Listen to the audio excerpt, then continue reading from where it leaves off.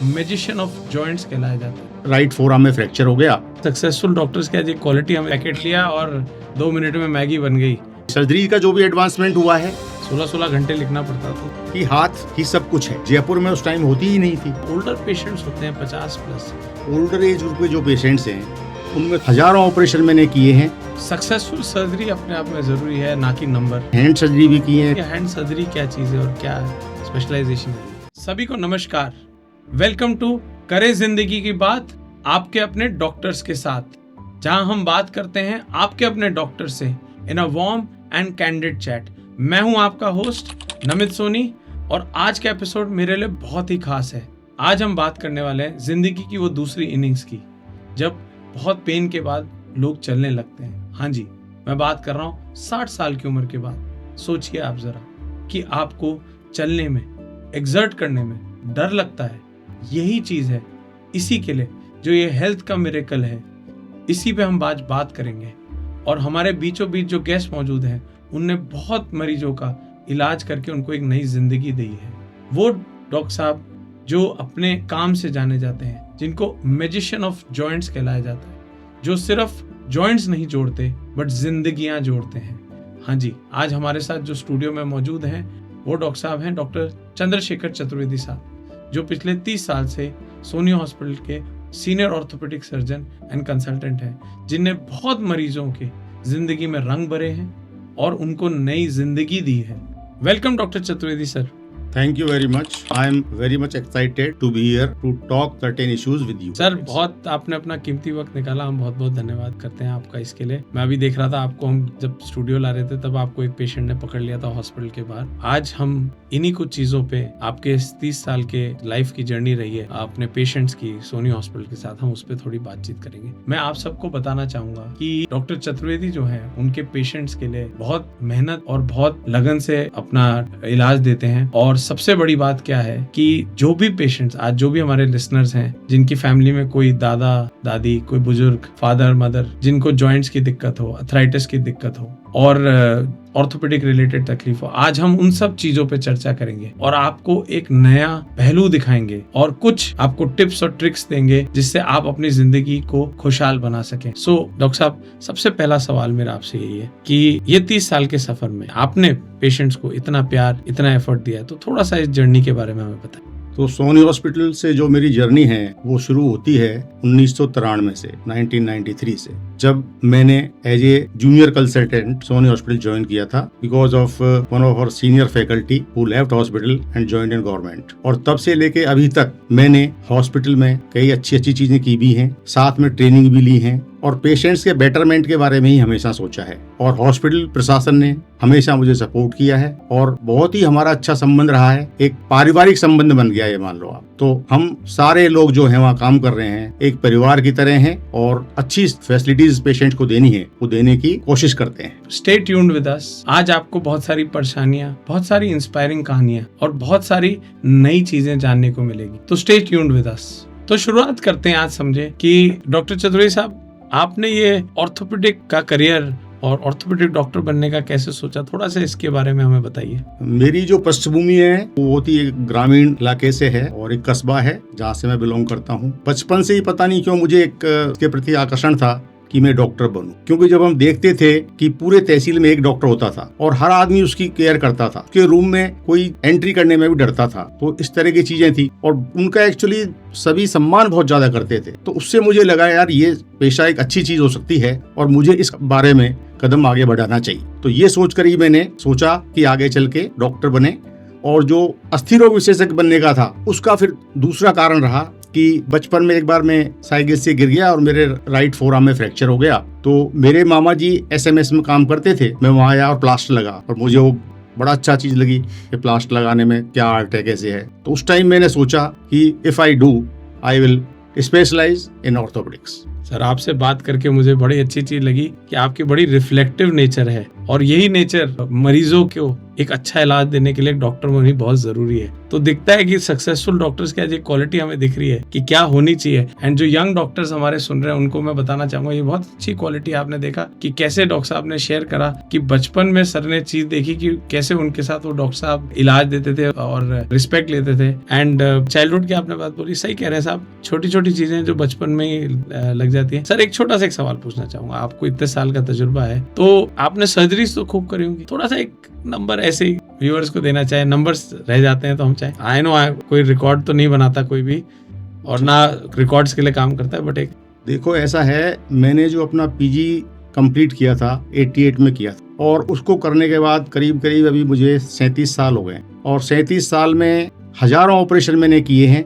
उसमें joint replacement भी किए हैं, हैंड सर्जरी भी किए हैं, कॉम्प्लेक्स ट्रॉमा भी किए हैं और ट्यूमर सर्जरी भी की है। क्योंकि जब हमारे इनिशियल डेज थे उस time particular speciality wise development नहीं था राजस्थान में, you have to do everything. और अब जो है अब चीजें बदल रही हैं कि कोई जॉइंट रिप्लेसमेंट ही कर रहा है, कोई आर्थ्रोस्कोपी कर रहा है, इस तरह की चीजें बन रही हैं। तो सर्जरीज मैंने सभी तरह की की हैं, कॉम्प्लेक्स सर्जरीज की हैं और अधिकतर में सफलता ही मिली है। कुछ केसेस में विफलता भी होती है तो वो अपने को सीखने को देती है कि आप विफलता नहीं होगे तो सीखोगे कैसे, आगे कैसे बढ़ोगे। ये एक बहुत बड़ी चीज है। बिल्कुल डॉक्टर साहब आपने सही कहा।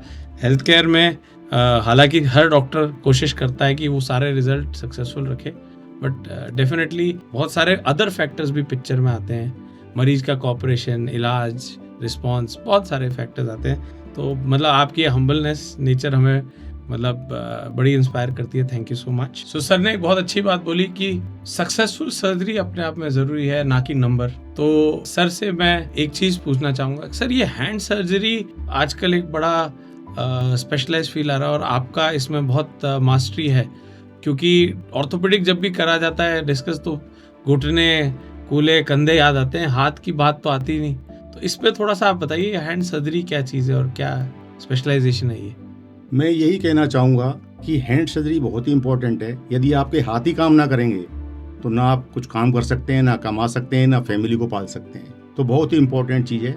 और हैंड सर्जरी की जो शुरुआत मेरे लिए हुई वो जब मेरा पीजी एडमिशन हुआ एमएस में 85 में, तभी स्टार्ट हुई, क्योंकि उसी साल से ऑर्थोपेडिक्स में एक हैंड सर्जरी की सीट अलॉट हुई थी और there was one hand surgery unit that was in Jaipur in all over the north India under doctor V K Pandey leadership. तो हैंड सर्जरी का एक पोस्ट स्टार्ट हुआ। फिर जब हमने पीजी किया तो पीजी के ड्यूरिंग हर कैंडिडेट को 6 महीने हैंड सर्जरी में काम करना पड़ता था और पांडे साहब बहुत ही स्ट्रिक्ट थे और लेकिन सिखाते बहुत थे और उनकी सीख से आज काफ़ी कुछ मिला भी है। तो हैंड सर्जरी वहाँ से सीखी। उसके बाद रिटायरमेंट के बाद भी पांडे साहब ने हमारे साथ काम किया और मैं उनके साथ करीब करीब 20 साल तक एसोसिएट रहा और हर तरह की हैंड सर्जरी मैंने सीखी। और हर तरह के हैंड सर्जरी जैसे कंजेनिटल डिफॉर्मिटीज़ हैं, पोस्ट ट्रॉमेटिक डिफॉर्मिटीज़ हैं, फ्रैक्चर्स हैं, तो इस तरह के जो भी ये नर्व इंजरीज हैं सारी सर्जरी हम करते हैं जिससे कि पेशेंट के हाथ में एक्टिवनेस आए और वो अपना काम कर पाए। थोड़ा सा मैं मेरे एक जो जनरल व्यूअर्स के लिए जानना चाहूँगा, मतलब हाथ तो छोटी सी चीज़ है, फिर इसमें इतनी कॉम्प्लिकेशन और इतना एक यूनिट क्यों बनाना पड़ गया? थोड़ा ये हाथ का थोड़ा हमें समझाइए। हमें तो देखो हाथ है कि हाथ ही सब कुछ है काम के लिए। यदि हाथ की एक उंगली भी आपकी नहीं है तो आपको डे टू डे के काम में, अपने प्रोफेशनल वर्क में, अपनी रूटीन जिंदगी में सब में बड़ी दिक्कत आएगी, क्योंकि हाथ से ही अपन किसी चीज को पकड़ते हैं, हाथ से ही अपन लिखते हैं, हाथ से ही अपन जो भी सर्जन है तो ऑपरेट करते हैं, म्यूजिशियन अपने म्यूजिक बजाते हैं। यदि ये हैंड ही सही नहीं होगा तो ये सारी चीजें कैसे होंगी? तो हैंड तो बहुत इंपॉर्टेंट चीज है, इट्स वेरी इंपॉर्टेंट, क्योंकि पैर में स्टिफनेस हो गई या कुछ है वो चल लेगा, डजंट मैटर्स, वेट बियरिंग कर लेगा, लेकिन हैंड यदि स्मूथ फंक्शनिंग नहीं है तो जिंदगी के सारी चीजें ही खराब हो जाएंगी। बिल्कुल बिल्कुल, बहुत अच्छे से आपने कहा।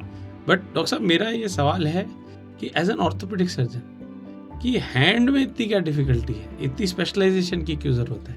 देखो हैंड में क्या होता है कि हैंड में जो स्ट्रक्चर्स होते हैं, नर्व्स हैं, वेसल्स हैं, बोन्स हैं, सारे जो दूसरी बोन्स हैं उनके कंपैरिजन में छोटे होते हैं और जितनी चीज छोटी होती है उसको डील करने में उतनी डिफिकल्टी होती है। जो माइन्यूट चीज है उसको रिपेयर करने में उतनी ज्यादा दिक्कत होगी। आप कपड़ा है, मोटी सिलाई करनी है, फटाफट कर दोगे आप, लेकिन जब उसी को छोटी छोटी रफू करनी है या कुछ करना है, टाइम एंड उसमें फिनिशिंग भी अच्छी चाहिए, तभी वो हैंड वर्क करेगा। तो इसीलिए हैंड सर्जरी इंपॉर्टेंट है और इसमें बहुत सारी तकलीफें हैं। यदि उसके बाद फिजियोथेरेपी भी बहुत जरूरी है। यदि स्टिफ रह गया, काम नहीं करेगा, जॉइंट्स नहीं चलेंगे तो कैसे काम होगा? नहीं, आपने बहुत अच्छी बात बोली। ये तो कभी माइंड में नहीं आया कि हाँ, कि हैंड की अपने आप में बहुत कॉम्प्लेक्सिटी है और जितने टाइप ऑफ मूवमेंट्स हैं शायद बॉडी के और कहीं किसी और पार्ट के इतने मूवमेंट्स नहीं है। तो थैंक यू डॉक्टर साहब इतनी बात डालने का। मैं एक चीज़ जैसे आपने इस पे बोला, आपने डॉक्टर वी के पांडे साहब का बताया, मैं दर्शकों को बताना चाहूँगा डॉक्टर वी के पांडे साहब सोनी हॉस्पिटल से भी जुड़े हुए हैं और सर के साथ बहुत टाइम से दे रहे हैं। बट इससे एक बात सवाल उठ के आता है सर कि मतलब इतने सालों में आपने इतनी ट्रेनिंग्स, इतनी एडवांसमेंट, जबकि आपकी इतनी रिगरस पढ़ाई रही है, तो ये सब पढ़ाइयाँ क्यों करनी पड़ रही हैं अभी तक? देखो, ऐसा है, सीखने के लिए अनवरत आपको कोशिश करनी पड़ती है। जब कोई पेशेंट आता है तो एक पेशेंट दूसरे पेशेंट जैसा नहीं होता। हर पेशेंट अलग पेशेंट होता है, हर एक में डीलिंग अलग तरह की होती है। एक फ्रैक्चर एक जैसा कभी नहीं होता, क्योंकि बोन क्या नहीं टूटती, मैं से टूट रही हूँ। तो हर तरह की चीजें सीखनी पड़ती हैं। फिर अलग कई चीजों में फ्यूचर एडवांसमेंट्स भी आते रहते हैं, तो you have to update yourself, otherwise आप अच्छा कैसे करेंगे? तो ये भी बहुत जरूरी है। उसके लिए ट्रेनिंग्स पे जाओ, कॉन्फ्रेंस में जाओ। तो वो मैंने हमेशा किया है, जिससे कि अपडेट रहूं और पेशेंट को अल्टीमेट केयर दे पाऊं। मतलब डॉक्टर की लाइफ में पढ़ाई कभी खत्म नहीं होती और इनसे एक अपने को सीख और ये मिलती है कि किसी भी चीज़ में आगे बढ़ना। और हम कहते हैं right, doctors are one of the most successful people in society. उनका राज आज हमें पता चल रहा है, धीरे धीरे चौधरी साहब लीक कर रहे हैं हमारे लिए, कि पढ़ाई या अपने आप में ग्रोथ एक बहुत इंपॉर्टेंट चीज़ है। सो थैंक यू डॉक्टर साहब इतनी अच्छी चीज़ें हमें बताने का। सो बहुत ही एडमायरेबल डॉक्टर चौधरी साहब। लेकिन आपके कंटिन्यूस लर्निंग के साथ मेरे को आपका जो एक कंपैशन है, बहुत ही सराहना है ये चीज़। तो मतलब Soni hospital is very proud to have you with us as part of one of your teams. But मैंने मोस्टली देखा है कि ऑर्थोपेडिक्स में ओल्डर पेशेंट्स होते हैं 50+। ऐसा है क्या है? थोड़ा सा आप बताएं हमें।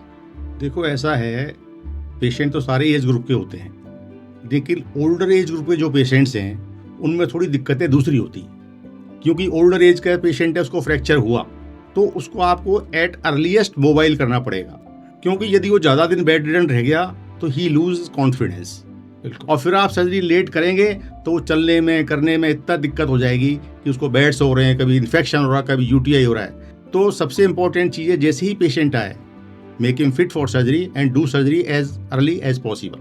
So you can mobilize the patient.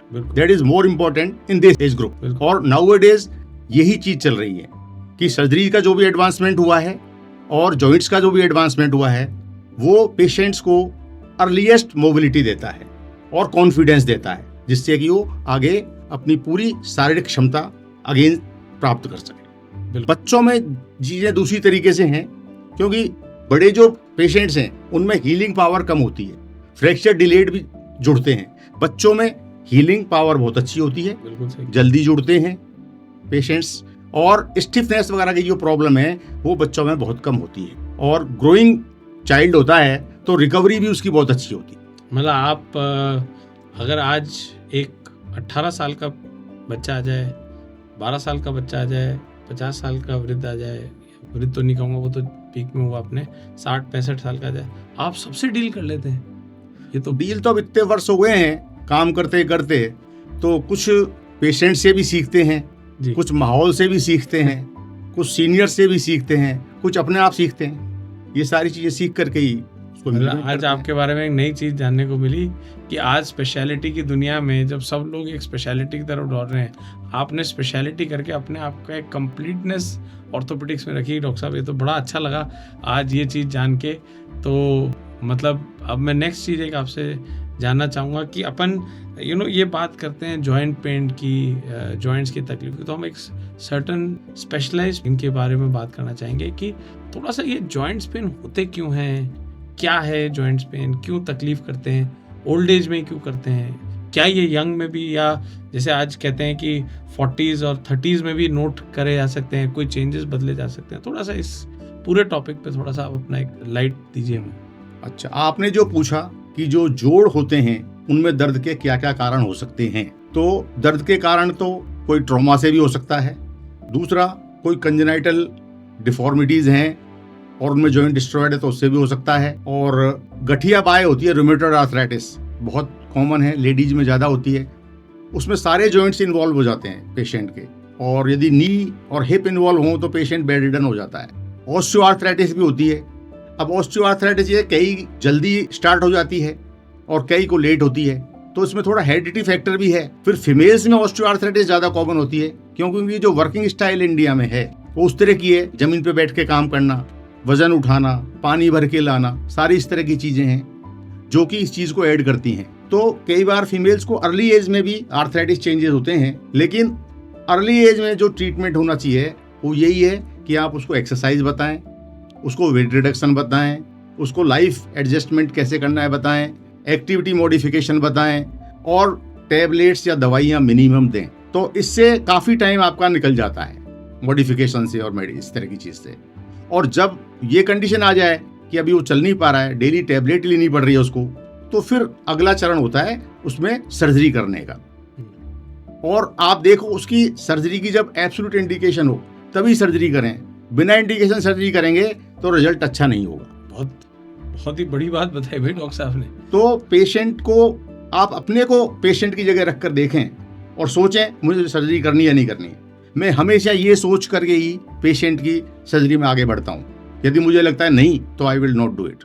एक बहुत अच्छी बात डॉक्टर साहब आपने शेयर करी कि मतलब ये सारी तकलीफें 50+ 60+ पे आती हैं। आपने कुछ चीज़ें भी बताई, कुछ लाइफस्टाइल के बारे में बताया जो ये चीज़ बढ़ाती हैं। इसका मतलब हमें करीबन 25, 30, 35 के आसपास एक बार एक ऑर्थोपेडिशियन से मिलना जरूर चाहिए। क्या कहना है आपका उस पर? नहीं, देखो ऐसा रूटीन तो मिलने की कोई यंग एज में ऐसी कोई दिक्कत नहीं है, लेकिन यदि आपको कोई बैक पेन है, जॉइंट पेन है, मोबिलिटी की प्रॉब्लम्स हैं, मूवमेंट की प्रॉब्लम है, क्योंकि आज की जो जनरेशन है जिस तरह से कंप्यूटर पे काम करती है तो पोस्चुरल प्रॉब्लम्स बहुत ज़्यादा हैं। और पोस्चुरल प्रॉब्लम्स क्या, कंप्यूटर की वजह से पूरा एक सेक्शन बन गया है computer related injuries. That is very, very important, and I have seen cases who are very much upset with such kind of pain for at least 6 months, 12 months, and is not getting relief. But when they came to me, I asked them in detail and asked them to change their style, and they got relief. तो इस तरह के जो patients हैं तो आके इस तरह के मिले, उनमें ज़्यादा ऐसी प्रॉब्लम नहीं होती है यंग पेशेंट्स में। तो उनको तो एक्सरसाइज करें, वेट अपना रिड्यूस रखें, ये सारी इंपॉर्टेंट चीज़ है। आपने मेरे को एक बात याद दिला दी। ये बात है 11वीं 12वीं की मेरी। उस टाइम पे प्रैक्टिस लिख के बहुत करने का था, एग्ज़ाम बड़े प्रेशर वाले होते थे तो 16-16 घंटे लिखना पड़ता था। तो आज भी याद है, आपने सही कहा, मैंने आपको दिखाया था और उसके बाद फिर डॉक्टर BK पांडे साहब को दिखाया था, क्योंकि वो पेंसिल यूँ पकड़ पकड़ के यहाँ दर्द होना शुरू हो जाता था। तो मतलब सही कह रहे हैं आप डॉक्टर साहब कि ये सब चीज़ें ध्यान रखने वाली है। और आज की जो लाइफस्टाइल चेंजेस हैं वो बहुत सारी नई टाइप की तकलीफें ला रही हैं। तो थैंक यू इस सब चीज़ों के लिए। बट इसके लिए जैसे आप जो भी पेन्स आप कह रहे हैं, जॉइंट पेन स्पेशली, और तो अपन थोड़ा हेल्थ टॉक की तरफ भी करें क्योंकि अपन एक हेल्थ टॉक में है। तो मेरा ये कहना है कि इन सब पेन्स और इन जॉइंट से इनसे छुटकारा कैसे मिल सकता है, या इनसे मतलब 2 पार्ट में डिवाइड करें, प्रिकॉशन क्या ले सकते हैं और इलाज हम क्या देख सकते हैं? देखो, प्रिकॉशन तो यही है कि जो भी चीज़ें आपके पेन को बढ़ाती हैं, जो फैक्टर्स हैं, उनको खुद भी अवॉइड करें। जैसे वेट नहीं बढ़ना चाहिए आपका, वेट बढ़ेगा जॉइंट्स पे ज़्यादा लोड पड़ेगा जल्दी खराब होंगे। सीढ़ी चढ़ना उतरना बहुत ज़्यादा करेंगे तो भी जॉइंट्स पे जोर पड़ेगा, खराब होंगे। नीचे उठना बैठना ज़्यादा करेंगे तो उससे भी होगा। तीसरा, आपकी बोन्स को भी स्ट्रॉन्ग रखें, कैल्शियम वगैरह प्रॉपरली न्यूट्रिशन से लें। तीसरा, विटामिन D की कमी हो जाती है कई बार, तो कैल्शियम भी एब्जॉर्ब नहीं हो पाता। अच्छा, हाँ, तो बड़ी प्रॉब्लम होती है पेशेंट्स को। विटामिन B12 की कमी हो जाती है तो सारे बॉडी में ही पेन होता है, उसको जॉइंट्स पेन की तरह लेता है। तो इन टोटो पेशेंट को आप ऑब्जर्व करो और उसको इंस्पेक्ट करो और फिर डिसीजन लो और फिर उसको बताओ भी क्या करना है, कैसे करना है। बहुत खूब डॉक्टर साहब। मतलब इसमें आपने एक चीज़ समझाई हमें कि कैसे कैसे नए ब्लड टेस्ट और चीज़ें आ गई हैं, क्योंकि ऑर्थोपेडिक मतलब एक्सरे, यही समझ आता है हमारे आई थिंक सबको। तो थोड़ा सा इस पे आप लाइट दें कि कैसे बाकी चीज़ें भी ऑर्थोपेडिक में हेल्प करती हैं, जैसे आपने थोड़ा सा भी लाइट दी। तो मैं चाहूँगा इस सेक्शन पे थोड़ा फोकस करें, बिकॉज ये हमारे बहुत सारे लोगों को नहीं होती जानकारी इसके बारे में, सब एक्सरे पे रुक जाते हैं। देखो, एक्सरे तो ठीक है देखने के लिए, बाकी जो लैब इन्वेस्टिगेशंस होते हैं, जो सबसे इम्पोर्टेंट लैब इन्वेस्टिगेशन है, यदि कोई पेन करके, फीवर करके ऐसे आता है, सबसे इम्पोर्टेंट चीज़ है, सिंपल टेस्ट है, CBC, ESR, CRP। यदि किसी के काउंट्स बढ़े हुए, ESR बढ़ी हुई है, CRP बढ़ी, इन्फेक्शन है, उसको इन्फेक्शन है, कहाँ इन्फेक्शन है ये आपको चेक करना पड़ेगा, समझ रहे बात? और उसको अकॉर्डिंगली आपको उसका ट्रीटमेंट करना है। फिर यदि कोई पेशेंट ऑपरेट होने जा रहा है तो उसमें आपको वायरल मार्कर्स भी करने पड़ेंगे, उसकी फिटनेस डायबिटीज़ से है या नहीं है, या उसको किडनी फंक्शंस प्रॉपर हैं या नहीं, क्योंकि आप जीए देंगे, मेडिसिन देंगे तो सारी चीज़ें इफेक्ट करेंगी। यदि ये नॉर्मल नहीं है बड़ी दिक्कत हो जाएगी। तीसरा, आजकल कार्डियक एलिमेंट भी बहुत हो गए हैं पेशेंट्स को, अर्ली एज में ही कार्डियक प्रॉब्लम्स चालू हो गई हैं।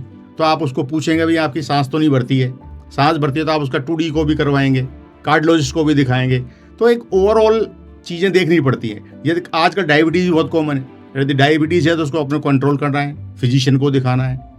थायराइड की प्रॉब्लम भी बहुत कॉमन है, यदि आप जीए देंगे तो पेशेंट की रिकवरी बहुत डिलेड हो जाती है। थायराइड है तो आपको पहले से पूछना है और उसका प्रॉपर ट्रीटमेंट देना है। तो ये सारी चीज़ें इन टोटो करके ही आप फुल केयर कर पाएंगे। चौधरी साहब, आपने बहुत अच्छा हमें बताया पेशेंट प्रिपरेशन, कैसे आप इवेल्युएट करते हैं डायबिटीज़, हार्ट को। बट मेरा एक सवाल एक्चुअली ये है कि बहुत सारे मरीज सर्जरी से ही डरते हैं, स्पेशली बुजुर्ग लोग। उनको ऐसा लगता है कि हम सर्जरी से बच के आएंगे नहीं आएंगे, हम व्हील चेयर पर तो नहीं हो जाएंगे। तो ये सारे बहुत सारे डर्स होते हैं। तो इस पर थोड़ा सा आप करें कि कैसे इनको, मतलब कैसे हमारे व्यूअर्स को ट्रीट करना चाहिए, हमारे फैमिली मेम्बर्स को कैसे पेशेंट को कॉन्फिडेंस देना चाहिए, थोड़ा सा आप गाइड करें इसमें। देखो, इसमें ऐसा है, पेशेंट को एजुकेशन भी करना पड़ता है, एजुकेट करना पड़ता है, उसको समझाना पड़ता है। वो आपकी कैपेबिलिटी पे आप कैसे उसको समझाते हैं। आज के टाइम में जो भी फैसिलिटीज और इम्प्रूवमेंट्स हो गए हैं एनेस्थीसिया फील्ड में पर्टिकुलरली, वो बहुत ज़्यादा हुए हैं। पहले एनेस्थीसिया के बाद बहुत कॉमन था, वॉमिटिंग हो रही है, चक्कर आ रहा है, बड़ी परेशानी होती थी पेशेंट्स को। आज पेशेंट्स को पोस्ट ऑप बहुत कम प्रॉब्लम होती है। इवन कार्डियक पेशेंट्स होते हैं वो भी सेफ ड्रग्स हैं एंड एक्सपीरियंस एनेस्थेटिस्ट हैं, तो अपन पेशेंट्स को ऑपरेट कर पाते हैं। तो जो भी ओल्ड एज के पेशेंट हैं उनको यही समझाने की बात है कि भाई यदि आप इसका ट्रीटमेंट नहीं करेंगे तो वैसे ही आप पड़े पड़े आपको बेड सोर हो जाएंगे, यूरिन इन्फेक्शन हो, चेस्ट इन्फेक्शन हो जाएगा, तो यू आर नो वेयर। तो इससे अच्छा है कि you get it operated, get your pain relief and get recovery. So you have to try for betterment. ये उनको समझाने की बात है, और आप तरीके से समझाएंगे तो मोस्ट ऑफ द पेशेंट्स इस बात को समझ जाते हैं और तैयार रहते हैं, भाई मैं कराऊंगा सर जी। आपने वही वाली बात दे रही, बहुत लोगों ने मेरे से सवाल पूछा था कोविड के दौरान कि वैक्सीन लेनी चाहिए नहीं लेनी चाहिए, लेकिन बात वही थी कि भाई क्या चीज़ से फ़ायदा ज़्यादा मिल रहा है, उन्हें कहीं ना कहीं देखें प्लस और माइनस होता है, लेकिन जब हमें फ़ायदे ज़्यादा दिख रहे हैं तो हमें सोचना नहीं चाहिए। क्यों डॉक्टर साहब? मैं बिल्कुल, है ना। सर्जरी की बात पे अपन करें तो आपका इतना लंबा 30 साल का करियर रहा है, आई एम श्योर आपने बहुत सारी नई ट्रेनिंग्स और बहुत सारी चीज़ें सीखी हैं। तो थोड़ा उस पर लाइट डालें कि कैसे उन चीज़ों ने आपकी लाइफ में इम्पैक्ट डाला है, आपके पेशेंट्स की लाइफ में इम्पैक्ट डाला है। देखो, मैं इसका एक टोटल सिनेरियो आपको बताता हूँ, मेरी पीजी ट्रेनिंग से लेके और आज तक। जब हम लोग पीजी कर रहे थे उस वक्त सर्जिकल प्रोसीजर्स बहुत ही कम होते थे ऑर्थोपेडिक्स में। अधिकतर काम प्लास्टर से होता था। हिप का फ्रैक्चर हो गया इंटरट्रोकेंटिक, प्लास्टर लगा दो। लेग फ्रैक्चर हो गया, प्लास्टर लगा दो। फीमर फ्रैक्चर हो गया, प्लास्टर लगा दो। या उसके लिए कोई स्प्लिंट्स वगैरह होती थी स्पेसिफिक, उन पे रखते थे। ऑपरेशंस बहुत ही कम हुआ करते थे, क्योंकि एक तो इंस्ट्रूमेंट्स की अवेलेबिलिटी नहीं थी, इम्प्लांट्स की अवेलेबिलिटी नहीं थी, थिएटर्स भी उस कैटेगरी का नहीं थे। फिर सियाम जैसे फैसिलिटी है वो आज की तारीख में है, वो भी उस टाइम नहीं थी। जब मैंने पीजी की 3 साल तो मैंने सियाम देखा ही नहीं था, सियाम क्या होता है। मैंने केवल बुक्स में ही सियाम देखा था। लेकिन जब मैं ओमान गया, वहाँ पे टर्सरी केयर हॉस्पिटल था, फर्स्ट डे मैंने वहीं पर सियाम के दर्शन किए, भाई ये सियाम है। कितनी बड़ी बात है। तो जब आप बाहर जाते तो आपको लगता है यार अपन कहाँ हैं, अपन तो बहुत पीछे हैं, और आपको वर्क करने में हेजिटेशन होती है। तो फिर मैंने वहाँ पर उस चीज़ को देखा। उस टाइम में जो वहाँ फ्रैक्चर सर्जरी होती थी, आर्थ्रोस्कोपिक सर्जरी होती थी, जयपुर में उस टाइम होती ही नहीं थी। तो उसका भी मेरे को वहाँ पे एक्सपोजर मिला, ट्रॉमा का भी एक्सपोजर मिला। तो सारी चीज़ें वहाँ सीखी मैंने। फिर सोनी हॉस्पिटल ज्वाइन करने के बाद भी मैंने हमेशा अपने आप को अपडेट किया। मैं हर साल बॉम्बे ऑर्थोपेडिक सोसाइटी के कोर्सेज होते थे, कभी हैंड सर्जरी कोर्स हो रहा है, कभी फ्लैप कोर्स हो रहा है, कभी जॉइंट रिप्लेसमेंट कोर्स हो रहा है। तो आई स्टार्टेड फ्रॉम देयर 93-94, तब से ही मैंने जॉइंट रिप्लेसमेंट की भी ट्रेनिंग्स लेना चालू किया। और मैं हर साल जाता था। एक जॉनसन का एक कोर्स हुआ था बॉम्बे में आर्थ्रोप्लास्टी का, उस जमाने में केवल 6-7 लोग थे हम, तो मैंने वो ज्वाइन किया। एक फिर बॉम्बे ऑर्थोपेडिक सोसाइटी का कोर्स था, वो मैंने ज्वाइन किया। जॉइंट रिप्लेसमेंट के लिए मैंने सबसे पहले जो Indian society of surgery of hip and नी है, उसकी फेलोशिप स्टार्ट हुई थी 2010 के करीब। तो I was the first fellow to join that fellowship, और मैंने वो फेलोशिप की मैक्स हॉस्पिटल से, दिल्ली से, और उसका जो वर्क एक्सपीरियंस था उसको मैंने प्रेजेंट भी किया चेन्नई में आर्थ्रोप्लास्टी की कॉन्फ्रेंस के अंदर। तो उस तरह से मैंने जॉइंट रिप्लेसमेंट के बारे में सीखा। बीच में मैंने इलिज़ारोव सर्जरीज का बहुत फील्ड आया था, तो मैं एक बार अपोलो गया, वहां पर डॉक्टर एस राधाकृष्णन थे, उनके अंडर मैंने उसकी भी थोड़ी सी ट्रेनिंग ली। मैं करीब 3-4 हफ्ते उनके पास रहा और आने के बाद जयपुर में हमने सबसे पहले इलिज़ारोव के ऊपर एक वर्कशॉप और 1 डे कोर्स किया, और वो प्राइवेट सेक्टर में राजस्थान में आई think that was the first course organized by us in Sony Hospital, and 105 orthopedic surgeons from Rajasthan attended that from all over the Rajasthan. That was a big thing that time. फिर fracture surgeries के लिए भी हम आगे जाते रहे, धीरे धीरे इम्प्लांट्स, इंस्ट्रूमेंट्स, सारी चीज़ें बेटर होती गई, अपने आप ही सियाम आ गए, तो बट नेचुरल वो करते रहे, तो सीखते रहे और करते रहे, और कुछ पढ़ के भी सीखते हैं।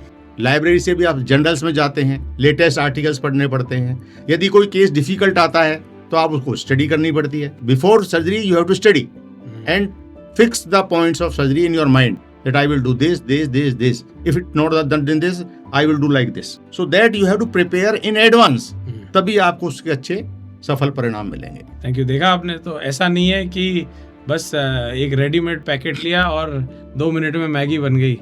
सर्जरी करना, इतनी सर्जरीज के बाद भी बहुत प्रिपरेशन और बहुत कहते हैं ना एक स्ट्रेस की चीज़ होती है जो doctors day to day moment to moment deal करते हैं। तो थैंक यू चौधरी साहब, ये चीज़ भी याद दिलाने के लिए हमें। बहुत सारे पेशेंट्स आपने ट्रीट करे हैं, आई एम श्योर बहुत सारे एज ग्रुप्स। कोई एक ऐसी कहानी जो आपको मतलब जो आपके लिए आउट रही, या जो बहुत ही एक डिफरेंट आपने कोई केस करा हो, थोड़ा सा उसके बारे में बताएं। मैं उसके बारे में आपको एक केस बताता हूँ। ये पेशेंट मेरे पास आया था हनुमानगढ़ से। हमारे हॉस्पिटल में नर्सिंग स्टाफ है, उसका कोई जान पहचान का था वो, और उसको रूमेटॉइड आर्थराइटिस थी। तो उसने मैं भी दिखाया था तो उन्होंने मना कर दिया था उसको, क्योंकि डिफॉर्मिटी बहुत ज़्यादा थी उसको। फिर वो हमारे आया, उसने मेरे को दिखाया, और वो लेडी 8 साल से बिस्तर में थी। She could not move out of her bed and we operated her both knees and we made her mobile and doing her things by herself. So that was a great achievement for us and I felt very much satisfied with that. मुझे भी अच्छा लगा, मुझे भी अंदर से भी बहुत उससे प्रेरणा मिली अच्छा काम करने की। तो वो एक जो मरीज है मेरे लिए बड़ा यादगार है। कभी भी इलाज लेने के लिए हम लेट नहीं है, कभी भी हमें उम्मीद नहीं छोड़नी चाहिए। ये बहुत अच्छा मैसेज सर ने दिया। 8 साल तक मैं तो सोच नहीं सकता। आप आई एम श्योर बहुत लोग कोविड में थे, मतलब बहुतों ने नोट करा होगा कि किसी को 7 दिन 15 दिन कमरे में बंद करने में, पिंजरे में वो फील करते थे, और सोचो किसी को 8 साल बेड पे रहना हो, सोच के कब कभी छाती है यहाँ तो नहीं। थैंक यू डॉक्टर साहब for sharing such a personal story. So आपकी पेशेंट की कहानी सुन के लगा कि हाँ, Soni hospital always been known for trusted and compassionate care. And मैं चाहूँगा डॉक्टर साहब आप 1 या 2 पेशेंट की बात और बताएं कि कैसे, क्योंकि क्या है कि बहुत डिफ़िकल्ट फील्ड है आपका, 30 ईयर से आप करते आए हैं, टेक्नोलॉजी में चेंज आया है, प्रोसीजर्स में चेंज आया है, जो आपको इक्विपमेंट्स मिलते थे उनमें चेंज आया है। तो आई एम श्योर कि पेशेंट के इलाज में बहुत सारी चीज़ें आई होंगी। तो मैं चाहूँगा कि 1-2 हमारे लिसनर्स को आप 1-2 और चीज़ बताएं जिससे वो अपने फैमिली और अपने अराउंड लोगों को इलाज लेने के लिए मोटिवेट कर सकें। मैं इस बारे में आपको बताना चाहूँगा कि करीब 10 साल पहले हमारे ही टीचर थी madam Sudhakar, senior professor, and she has been superintendent of Mahila Chikitsalayah also, and she came to me in my chamber and told, Chaturvedi, you have to do my knee replacement surgery because I have so much of pain. So I felt very good in my mind how confident she is, and she is allowing me to operate on her. Such a senior doctor, she can get done anywhere. We operated her and she recovered like anything and was very happy, gave me lot of boost things even in VIP patients. One of the most VIP patients we operated was a bureaucrat in the Rajasthan government, very senior, and we conducted bilateral total knee replacement for her and she is doing very well. ये तो मैं share कर सकता हूँ, मेरा media management बहुत बुरा हो गया था, बाहर रिपोर्टर चीज़ें बहुत थी, तो वो केस मुझे याद है डॉक्टर साहब जो आप बात कर रहे हैं। और it was very difficult for me, रोज बाइट लेते थे मेरे से पेशेंट के क्या वो है, और इलेक्टिव सर्जरी में बाइट देने में ऐसा तो है नहीं कि रोज कुछ होने वाला है स्पेशल, लेकिन फिर भी बाइट देनी पड़ती। तो आप बिल्कुल सही कह रहे हैं कि उनको मैनेज करना भी एक अपने आप में एक अलग चैलेंज था। तो ये बात तो सही है भाई, doctors are the difficult, most difficult patient if I am not और रॉन्ग। देखो स्टोरी तो बहुत है लाइफ में, और भी मैं बता सकता हूँ। एक पेशेंट था, उसका नाम था Shabnam. She was very poor patient, she didn't have money and she was suffering from pathological fracture in femur. उसको ट्यूमर था फीमर बोन, और उसका कोई इलाज नहीं था, कहाँ पे क्या करें। So I made all the arrangements for her and I got money donated from few people for her implant. And that time, about 15 years back, we did distal femur replacement surgery for her, and that time is very rare in Jaipur. I think very few of the surgeons might have done that time. And we made her mobile within 48 hours. As she was very happy, and there was news in the newspapers, Shabnam khil uthi. सही बात है। So I felt very good that time. नहीं but जैसा मैंने कहा ना, ऐसी ही कहानियां हैं। जब मैंने ये एपिसोड की स्टार्टिंग करी थी कि कैसे लोगों को दोबारा जिंदगी मिलती है, तो आज सर ने अपनी एक दो कहानियां बताई, उसमें आपने देखा 8 साल बाद अपने पैर पे वापस ढंग से नई जिंदगी जीने का मौका मिल रहा है। यहाँ एक लेडी को इतने टाइम सफ़र करने के बाद, इतने जगह जाने के बाद एक ऐसी स्पेशल सर्जरी कराने में जब उसके लिए उसका पैसा भी नहीं था, और वो भी देखो आप डॉक्टर साहब कर रहे हैं। तो thank you doctor Chaturvedi for all the service, and I talk from point of view of from all our viewers, जनता के पॉइंट ऑफ व्यू से, कि आपका जो योगदान है वो बहुत ही इम्पोर्टेंट है सोसाइटी के लिए, कॉन्फिडेंस बिल्ड करता है हम सब के लिए। तो थैंक यू डॉक्टर साहब सब चीज़ों के लिए। So that's great as well doctor Chaturvedi sahab. So मैं थोड़ा समराइज़ करता हूँ मेरे व्यूअर्स के लिए। वेट कंट्रोल करें, रेगुलर एक्सरसाइज करें, डाइट पे कंट्रोल रखें, अपने आप को डॉक्टर से दिखाने से कतराए ना। कोई भी किसी तरह का दर्द कोई चीज़ हो, उसको इमीडिएटली किसी भी डॉक्टर से कंसल्ट करें, ओपिनियन ले लें। ज़्यादा क्या होगा, सब ठीक होगा। एक एक्सरसाइज करनी पड़ेगी, बट एटलीस्ट जो डिफ़िकल्टीज बाद में आएंगी वो उनको करनी नहीं पड़ेंगी। अब हम बहुत सीरियस टॉपिक हो गया, बहुत सारी बातें हो गई, अब हम थोड़ा सा एक रैपिड फायर राउंड करते हैं, थोड़ा सा फन एलिमेंट डालते हैं हमारे इस आज के शो में। तो डॉक्टर साहब आज हमने एक थोड़ा सा एक हैम्पर बनाया है, और वैसे ये हैम्पर जितना मुश्किल नहीं होगा, हमारे शो पे आप अकेले गेस्ट हैं तो आप ये हैम्पर लेके ही जाएंगे फिर भी, लेकिन हम चाहेंगे कि हमारे व्यूअर्स के लिए हम कुछ क्वेश्चंस आपसे पूछें और आपसे रखें। तो पहले बहुत एक सिंपल सवाल से हम स्टार्ट करते हैं कि what has been the most rewarding moment in your medical career? मेरा जो रिवॉर्डिंग मोमेंट है करियर में वो यही है कि मैं बहुत सारे क्रिपट लोगों को मोबिलिटी दे सका, उनके दर्द को मिटा सका, उनकी ज़िंदगी में रंग भर सका, और वो जो करना चाहते थे मेरे इलाज के बाद वो कर पाए। इस चीज़ से बड़ी कोई चीज़ नहीं है। पेशेंट की जो केयर है उससे बढ़कर कुछ नहीं है। पैसा अपने आप आता है, आपको काम अच्छा करना चाहिए और पैसे के पीछे नहीं भागना है। काम अच्छा करो, आपके खर्चे का पैसा अपने आप आएगा।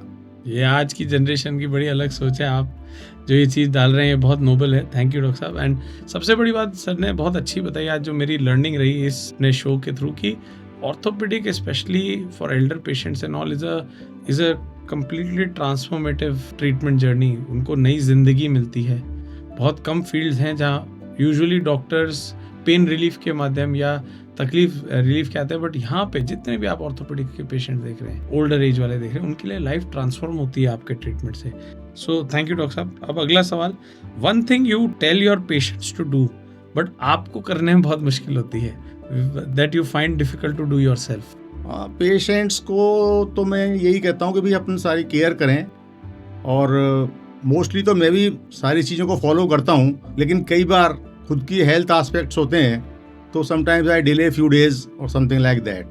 तो वो एक मेरे को चीज़ है मेरे में।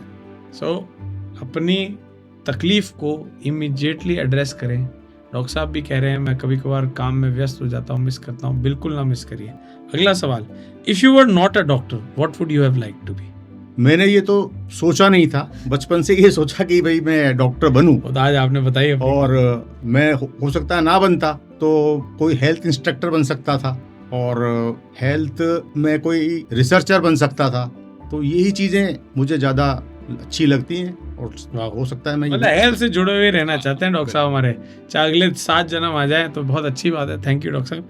अगला question, what's your go to stress buster? आप इतने जब बड़ा दिन सर्जरी का हो, बहुत काम रहा हो, 10-12 घंटे खड़े रहना, तो what is your stress buster? क्या चीज आपको आराम देती है? देखो ऐसा है, काम से कभी भी आदमी को थकान नहीं होती। जब आप ऑपरेशन करते हैं, अच्छा करते हैं और अच्छा ऑपरेशन हो जाता है, सब सारे स्टेप्स आपके बहुत बढ़िया होते हैं, तो you get double energy and you can work. If you have done 2 hours operation, you can again perform the same thing for other patient. तो सबसे अच्छी चीज है जो पेशेंट का जो आप काम करते हैं उससे सेटिस्फेक्शन मिलता है। और कई बार जब फॉलोअप में पेशेंट आता है और वो आकर के आपको दुआएं देता है कि सर ईश्वर आपको कृपा करे, आपको अच्छा फल दे, हमारा अच्छा किया आपने, तो वो एक चीज बहुत ही हार्ट टचिंग होती है। सो सिंपल पैशन अगर आप फॉलो कर रहे हैं तो कोई चीज में स्ट्रेस नहीं है। That is the biggest learning doctor साहब ने दी। Thank you so much sir. अगला क्वेश्चन, पेशेंट्स ऑफन गिफ्ट्स, मतलब आपको गिफ्ट्स और ब्लेसिंग्स तो बहुत सारी देते हैं, कोई ऐसी कोई कहानी या कोई चीज स्टोरी या कोई टोकन या गिफ्ट या कोई ब्लेसिंग आपको किसी ने दी हो जो आपको दिल में लग छप गई हो? देखो ऐसा होता है, चीजें तो कोई दे जाते हैं, बहुत सारे लोग आर्टिकल भी दे देते हैं, लेकिन मैं एक पेशेंट था मेरा, और आज से मैं सोचता हूँ अराउंड 14-15 ईयर्स बैक की बात है। Patient was a marine engineer working in Saudi Arab, and he was suffering from pain in both her elbows. He was out of work for 1 year, and he might have consulted in Australia, somewhere else like that. So the treatment was very costly. So I don't know how he came to me and told, I have a problem in my elbow and this is very difficult. I can't do anything. My job is gone. Then I suggested him. He was suffering from tennis elbow, and multiple corticosteroid injections were given there. Even then there was no relief. So I advised him operation. And I operated him in Sony Hospital, and he got complete relief in his right elbow. And he again came after 6 months for his left elbow. And he's working, and till today he's in my contact. Whenever he comes to India, he calls me, and he gave gifts, token, but that doesn't matter. That is immaterial. But this is patient-doctor relationship. मतलब बहुत That is most important. भाई आज एक patient एक दोस्ती बन गया और इतने सालों से टच मेंटेन कर रहा है और बार बार आके मिलता है। I think that is the biggest gift you can give to your doctor. अगर आप इलाज लगाते हैं, जिस डॉक्टर ने आपकी लाइफ बदली या आपकी लाइफ में एक ऐसा ट्रांसफॉर्मेटिव इलाज दिया, सिंपल है, उसको आपकी एक कॉल, एक छोटा सा मैसेज भी बहुत आगे जा सकता है, डॉक्टर्स को मोटिवेट कर सकता है। थैंक यू डॉक्टर साहब, थैंक यू। आखिरी सवाल, और मैं ज़्यादा मुश्किल नहीं पूछूंगा। वन हेल्थ मंत्रा जो जिसको आपको अपनी लाइफ में ड्राइव करता है, वो क्या है जो हमारे व्यूअर्स के लिए आप शेयर करें? सबसे बड़ा जो हेल्थ मंत्र आज के डेट में मैं कहूंगा, जो ये भागदौड़ की जिंदगी है, आपाधापी की कमाई की जो भागदौड़ है, रेस है, एक आदमी को एक सर्टेन लेवल पे आकर के सेटिस्फेक्शन खुद में फील करना सीखना चाहिए। यदि आप सेटिस्फेक्शन नहीं सीखेंगे तो आप हमेशा दुखी रहेंगे। ये मेरे को खुद को भी था, मैंने अपने आप को चेंज किया है। मैं पहले परेशान रहता था, यार ये हो गया, मेरा काम ही नहीं हुआ, ये नहीं हुआ, ये नहीं हुआ। लेकिन आपको खुद को भी एक after certain stage you feel satisfied that I have done lot and I am doing good. और दूसरी चीज, आप अपनी फैमिली के साथ इंटरेक्ट करें फ्री टाइम में, पुराने गाने सुने। और एक मैंने पिछले 20 साल से मेरी हैबिट है जो मैंने स्टार्ट की थी, तो सुबह early morning every day I go for 4 to 5 kilometers walk. That is going on till today. And in between there is one club also, singing club. One of my senior is running that. So they play 10 songs, old songs. So whenever I have time, I will sit there for 15-20 minutes and will recitate songs and enjoy. That's very soothing and encouraging. So thank you doctor साहब, आपने मतलब इतने enthusiastically participate करा और हमें मतलब इतनी और बातें अपनी लाइफ स्टोरी से सुनाई, मतलब बड़ा इंस्पायरिंग और मोटिवेटिंग है। मैं चाहूँगा अब आपको ये छोटा सा एक, हमारा ब्राउन शुगर पॉपुलर है हमारे जयपुर का, तो उनकी तरफ से हम एक गिफ्ट हैम्पर आपको देना चाहेंगे। Thank you so much. Thank you very much. Thank you sir. Thank you doctor साहब for amazing participation. And before we wrap up, हमारे व्यूअर्स के लिए एक मौका कि आप एक गिफ्ट हैम्पर जीतें। सो जिन व्यूअर्स ने आज पूरा शो देखा है, उनसे हम एक सवाल पूछेंगे और इसका जवाब आप हमें कमेंट सेक्शन में दीजिए। And one lucky winner will have a chance to win a special hamper from our side. So सवाल ये है आज का कि डॉक्टर साहब ने अपनी पूरी कहानी में एक चीज़ बताई कि उन्होंने एक मरीज़ का इलाज करा जो बहुत टाइम से बेड रिडन थी।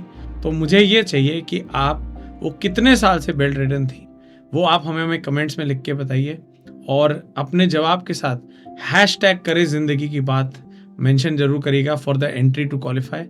एंड फट से टाइप करके दीजिए, and one lucky winner has a chance of winning hamper from our side with lots of goodies. Thank you so much. तो चलिए अब हम इजाज़त लेते हैं। डॉक्टर चतुर्वेदी साहब, आपको बहुत बहुत धन्यवाद दिल से कि आपने अपने पूरी दिल की बात शेयर करी, अपनी लाइफ जर्नी शेयर करी, पेशेंट की आपकी स्टोरी शेयर करी, बहुत इंस्पायरिंग बातें हमारे व्यूअर्स के लिए शेयर करी। तो बहुत बहुत धन्यवाद इन सब चीज़ों के लिए। Thank you very much. Thank you very much. I am available for patients whenever they are in problem, always. And I am available in Sony Hospital on Monday to Saturday, 11 to 2. आप जैसे doctors ही हैं जिनने जो motivate करते हैं सारी पूरी community को कि अच्छे से इलाज लें, डरे ना इलाज लेने से। सो थैंक यू डॉक्टर साहब, थैंक यू। मैं मेरे definitely friends, I would like to आज ये एपिसोड बंद करने से पहले I just want to share with you कि बहुत सारी ऐसी इंस्पायरिंग, मोटिवेटिंग और हेल्थ हैक्स या हेल्थ टिप्स वाले सेशंस हम आपको शेयर करते रहेंगे हमारे इस टॉक शो में, विच इज़ कॉल्ड करे ज़िंदगी की बात, आपके अपने डॉक्टर्स के साथ। And before that I would want you to like and subscribe to our channel, है ना। एक वो थम्स अप का आइकन है स्क्रीन पे, उसको दबाइए और एक बेल आइकन आएगा रिमाइंड के लिए, क्योंकि नेक्स्ट शो जब आए आपको पहले इंटीमेशन मिले, तो उसको क्लिक करिए जिससे हम आपकी ज़िंदगी को बेहतर करते रहें, बदलते रहें। Stay healthy and stay wealthy, that is our thing. Have good conversations and listen to good conversations and see you next time at the show करे ज़िंदगी की बात, हमारे साथ, हमारे अपने डॉक्टर्स के साथ। Thank you.